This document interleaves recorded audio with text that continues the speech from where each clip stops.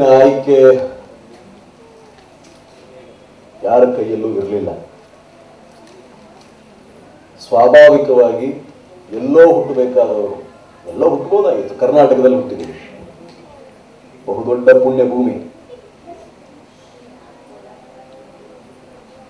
ಎಲ್ಲೋ ಇರಬೇಕಾಗಿತ್ತು. ಇವತ್ತು ಈ ಹಾಲಲ್ಲಿ ಇದ್ದೀವಿ. ಯಾರ್ಯಾರ ಜೊತೆನೆ ಸಾಂಗತ್ಯವನ್ನು ಬೆಳೆಸ್ಕೋಬಹುದಾಗಿತ್ತು. ಆದರೆ ಸಮಾಜದ ಒಳಿತನ್ನೇ ಬಯಸುವ ಸರಳ ಸಜ್ಜನಿಕೆಯ ಮನಸ್ಸುಗಳೊಂದಿಗೆ ಅವರ ಕೂಡುವಿಕೆಯಲ್ಲಿ ನಾವು ಭಾಗವಹಿಸಿದ್ದೇವೆ. ತೇನ ವಿನ ಪ್ರಣಮಪಿನ ಚಲತಿ, ಭಗವಂತನ ಇಚ್ಛೆ ಇಲ್ಲದೆ ಏನು ಆಗಲ್ವಂತೆ. ಆದರೆ ಅದರಷ್ಟೇ ಪ್ರಮುಖವಾದದ್ದು ಮನುಷ್ಯ ಪ್ರಯತ್ನ.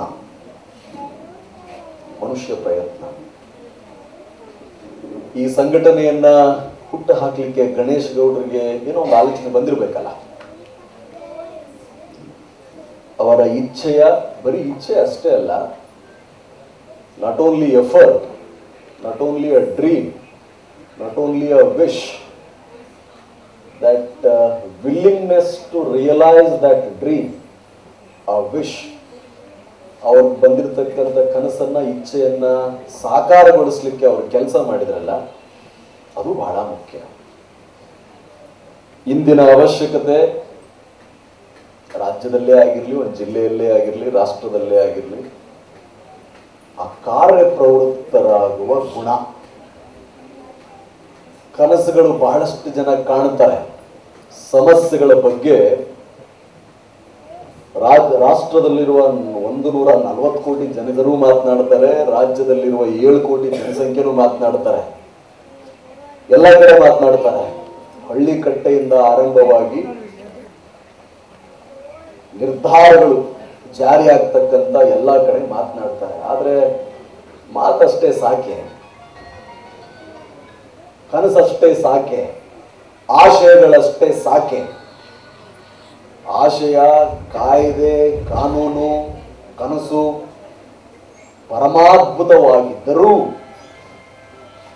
ಅದನ್ನ ಜಾರಿಗೊಳಿಸುವ ಅಥವಾ ಅದನ್ನ ನಾವು ಸಾಕಾರಗೊಳಿಸುವ ಇಚ್ಛೆ ಇಲ್ಲದೆ ಹೋದ್ರೆ ಉಪಯೋಗ ಇಲ್ಲ.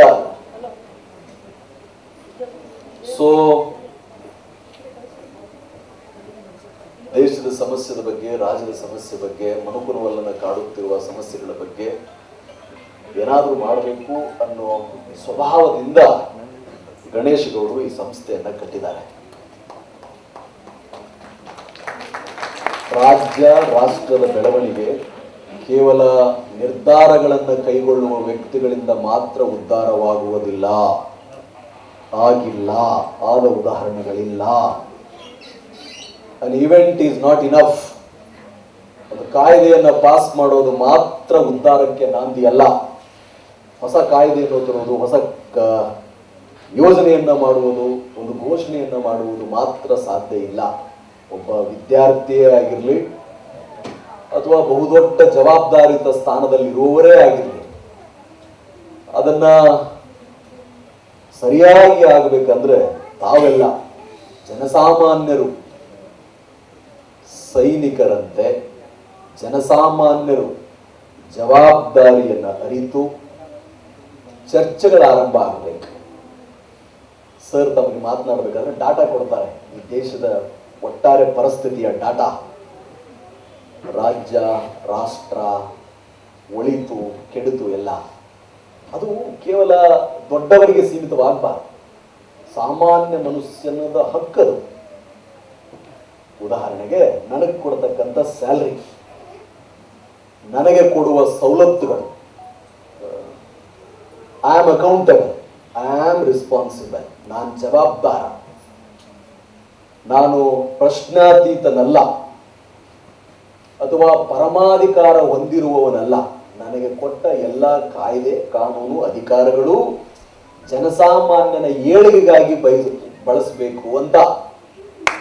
ನನಗೆ ಕೊಟ್ಟ ಹುದ್ದೆ, ನನ್ನಲ್ಲಿರುವ ಸಫಿಕ್ಸ್, ಪ್ರಿಫಿಕ್ಸ್ ಇದೆಲ್ಲ ಕಟ್ಟ ಕಡೆಯ ವ್ಯಕ್ತಿ ಸಾಮಾನ್ಯರನ್ನ ಯಾವುದೇ ಭೇದವಿಲ್ಲದೆ, ಯಾವುದೇ ತಾರತಮ್ಯವಿಲ್ಲದೆ, ಯಾವುದೇ ಇಷ್ಟ ಅಥವಾ ಇಷ್ಟವಿಲ್ಲದನ್ನ ಹೊರತುಪಡಿಸಿ based on merit I should treat. So ಇದು ವೆನ್ ಇಟ್ ಇಸ್ ಪಾಸಿಬಲ್, ಪ್ರಜಾಪ್ರಭುತ್ವ ವ್ಯವಸ್ಥೆಯಲ್ಲಿ ಹೋರಾಡಿ ಪಡೆಯುವ ಹಕ್ಕುಗಳೇ ಹೆಚ್ಚು. Nobody comes and give powers to you. ಹಾಗಿದ್ರೆ ಇಂದಿನ ತುರ್ತು ಅವಶ್ಯಕತೆ ನಮ್ಮನ್ನ, ನಮ್ಮೂರನ್ನ, ನಮ್ಮ ರಾಜ್ಯವನ್ನ, ನಮ್ಮ ರಾಷ್ಟ್ರವನ್ನ ಪ್ರತಿಯೊಬ್ಬರು ಅರಿಯುವುದು, ಅರಿತು ಎಲ್ಲಾ ಬೆಳವಣಿಗೆಗಳಲ್ಲೂ ಪಾಲ್ಗೊಳ್ಳುವುದು. ಕೇವಲ ಅದು ಕೆಲವೇ ಕೆಲ ಜನರಿಗೆ ಸೀಮಿತ ಅಂತೂ ಕೂತು ಬಿಟ್ರೆ ಏನೂ ಗೊತ್ತಿಲ್ಲದವರು, ಏನೂ ತಿಳಿಯದವರು, ಮೇ ಬಿ ಬಹುಸಂಖ್ಯಾತ ಸಾಮಾನ್ಯ ಪ್ರಾಮಾಣಿಕ ಪ್ರಜೆಗಳನ್ನ ಗ್ರಾಂಟೆಡ್ ಆಗಿ ತೆಗೆದುಕೊಳ್ಳುವ ಸಾಧ್ಯತೆಗಳು ಇರ್ತದೆ. ಅದಾಯ್ತದೆ. ಪ್ರಜಾಪ್ರಭುತ್ವ ಜೀವಂತವಾಗಿರಬೇಕು. ಡೆಮಾಕ್ರಸಿ, ಜನರಿಂದ ಜನರಿಗಾಗಿ ಜನರಿಗೋಸ್ಕರ ಅನ್ನುವ ಪದ ಸಾರ್ಥಕ ಆಗಬೇಕು. ಸರ್ವರ ಏಳ್ಗೆ, ಸರ್ವರಿಗೂ ಸಮಬಾಳು, ಸರ್ವರಿಗೂ ಸಮಪಾಲು, ವಿದ್ಯೆಯಿಂದ ಅಭಿವೃದ್ಧಿ, ಜಾಗೃತಿಯಿಂದ ಉದ್ಧಾರ, ಈ ಪದಗಳೆಲ್ಲ ಸಾರ್ಥಕ ಆಗಬೇಕು ಅಂದ್ರೆ ಬಹಳಷ್ಟು ವ್ಯಕ್ತಿಗಳು, ಬಹಳಷ್ಟು ಸಂಘಟನೆಗಳು ಗ್ರಾಮ ಮಟ್ಟದಲ್ಲಿ, ಬೀದಿಯಲ್ಲಿ, ಪಟ್ಟಣದಲ್ಲಿ, ಹಳ್ಳಿಯಲ್ಲಿ, ಜಿಲ್ಲೆಯಲ್ಲಿ, ರಾಜ್ಯದಲ್ಲಿ ಏನದು ಕಣ್ಗಾವಲು, ವಿಜಿಲೆನ್ಸ್, ಕಣ್ಗಾವಲು, ಈ ಕಾವಲುಗಾರ, ನಾವೆಲ್ಲ ಪೊಲೀಸರು ನಾವು ನಿಂತಿರ್ತೀವಿ, ಹಿಂಗೆಲ್ಲ ಕೂತ್ಕೊಂಡ್ಬಿಟ್ಟು ಹಿಂಗೆ ನಿಲ್ವೆ, ಹಿಂಗೆ ಸೆಂಟ್ರಿ ಅಂತ ಕರಿತೀವಿ ನಾವು. ನೀವೆಲ್ಲ ನೋಡಿರ್ತೀರಾ, ಈ ವಿಧಾನಸೌಧ ಹೋದ್ರೆ ಒಬ್ಬ ಬಂದೂಕ್ ಇಟ್ಕೊಂಡು ನಿಂತಿರ್ತಾನೆ. Is a guardian. ಅವನ್ ಕಾವಲುಗಾರ. ಏನು ಅವನ ಕೆಲಸ? ಅಥವಾ ಗಡಿಯಲ್ಲಿರೊಬ್ಬ ಸೈನಿಕ, ಅಥವಾ ನೈಟ್ ಪೆಟ್ರೋಲ್ಗೆ ಬರ್ತಕ್ಕಂಥ ಒಬ್ಬ ಪೊಲೀಸ್, ಒಂದು ಹೊಯ್ಸಳ, ಏನು ಅವನ ಕೆಲಸ? ಕಾವಲುಗಾರ ತಾನೆ. ಸುತ್ತ ತಾನೇ ಇರ್ಬೇಕು, ನಿಲ್ಲಂಗಿಲ್ಲ. ಅವನು ಒಂದೊಂದು ಪಾಯಿಂಟಿಗೆ ಹೋಗ್ಬೇಕು, ಪ್ರತಿಯೊಬ್ಬರನ್ನು ಮಾತನಾಡಿಸ್ಬೇಕು, ಅಪರಿಚಿತರನ್ನ ಕೇಳಬೇಕು, ನಿರ್ಗತಿಕರನ್ನ ಪುನರ್ವಸತಿಗೊಳಿಸ್ಬೇಕು.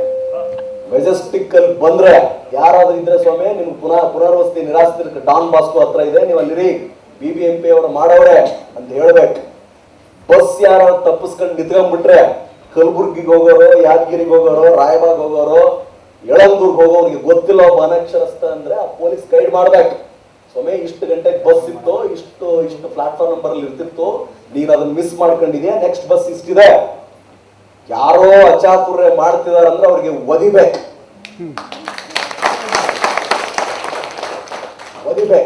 ಅವರವರ ಕೆಲಸ ಅವರವ್ರ ಜಾಗೃತರಾಗಿ ಮಾಡ್ಬೇಕು. ಪೊಲೀಸ್ ಅಂತಂದ್ರೇನೆ ರಕ್ಷಕರು, ಪಾಠ ಮಾಡೋ ಮೇಷ್ಟ್ರಲ್ಲ. ಪಾಠ ಮಾಡ್ಲಿ, ಮೇಷ್ಟ್ರದು ಅದ್ಭುತ ಕಾರ್ಯನೇ. ಲಾಠಿ ಕೊಟ್ಟಿರೋದು ಏನಕ್ಕೆ? ಪಿಸ್ತೂಲ್ ಕೊಟ್ಟಿರೋದು ಏನಕ್ಕೆ? ಬರೀ ಆಯುಧ ಪೂಜೆಗ? ಅಥವಾ ನಮ್ಮ ಸಬ್ ರಿಜಿಸ್ಟರ್ ಸಾಹೇಬ್ರಿದ್ದಾರೆ, ಅವ್ರಿಗೇನಾದ್ರು ಪಿಸ್ತೂಲ್ ಕೊಟ್ಟಿದ್ರಾ? ಟ್ರೈನಿಂಗ್ ಕೊಟ್ಟಿದ್ರಾ? ಫೈರಿಂಗ್ ಪ್ರಾಕ್ಟೀಸ್ ಮಾಡಿಸಿದ್ರಾ? ಇವೆಲ್ಲ ಆಯಾ ಉದ್ಯೋಗಕ್ಕೆ, ಆಯಾ ವೃತ್ತಿಗೆ ತಕ್ಕಂತ ತರಬೇತಿ ಅಲ್ವಾ? ಮತ್ತೆ ಅದು ಉಪಯೋಗ ಆಗ್ಬೇಕಲ್ಲ. ಆಗದೆ ಹೋದ ಪಕ್ಷದಲ್ಲಿ ಶಾಂತಿ ಸುವ್ಯವಸ್ಥೆ ಕೆಟ್ಟೋಗ್ಬಿಡ್ತದೆ. We are not ice cream sellers. We are not bakery keepers to please everyone. ಒದಿಬೇಕು, ಒದೆ ಎಲ್ಲಿ ಬೀಳ್ಬೇಕು ಅಂದ್ರೆ ಇನ್ನೊಬ್ಬ ತಪ್ಪು ಮಾಡೋದು ಸುಮ್ಮನೆ ಇರ್ತಾನೆ.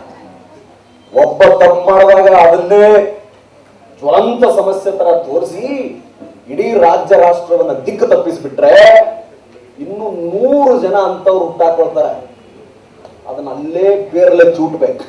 So the message is simple. ನಮ್ಮ ಕೆಲಸವನ್ನ ನಾವು ಜಾಗೃತರಾಗಿ ಮಾಡಬೇಕು ಅಂತ. ಕಾವಲುಗಾರರು ಅಂತ, ಹಾಗೆ ಪ್ರಜೆಗಳು ಕಾವಲುಗಾರರೇ. I have seen in my experience, ನನ್ನ ಸೀಮಿತ ಅವಧಿಯ ಪೊಲೀಸ್ ಸೇವೆಯ ಅನುಭವದಲ್ಲಿ ನಾನು ನೋಡಿದ್ದೇನೆ.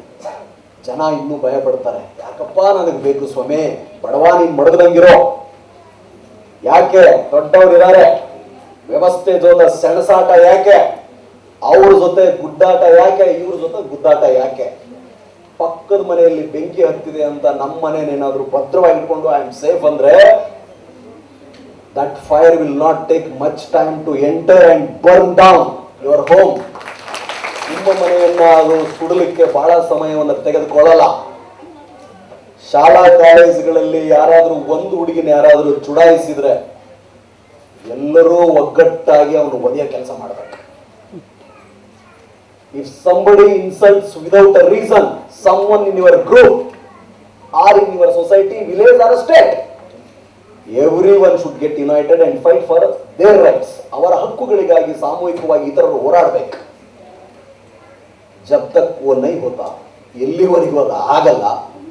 ನಾನು ನನ್ನ ಹೆಂಡತಿ, ನನ್ನ ಮಕ್ಕಳು, ನನ್ನ ಒಳ್ಳೆ ಕಾರು, ನನ್ನ ಒಳ್ಳೆ ಬಂಗ್ಲೆ, ಸಂಬಳ ಗಿಂಬಳ ಆರಾಮಿದ್ದೀನಿ ಅಂದ್ರೆ ನಾವು ಈ ರಾಜ್ಯಕ್ಕೆ, ರಾಷ್ಟ್ರಕ್ಕೆ we are a liability, not an asset.